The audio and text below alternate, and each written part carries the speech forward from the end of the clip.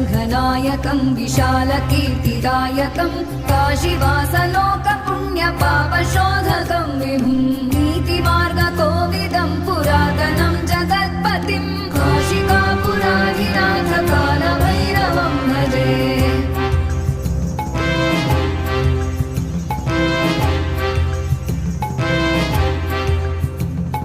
कालभैरवाष्टकं पठन्ति ये मनोहरं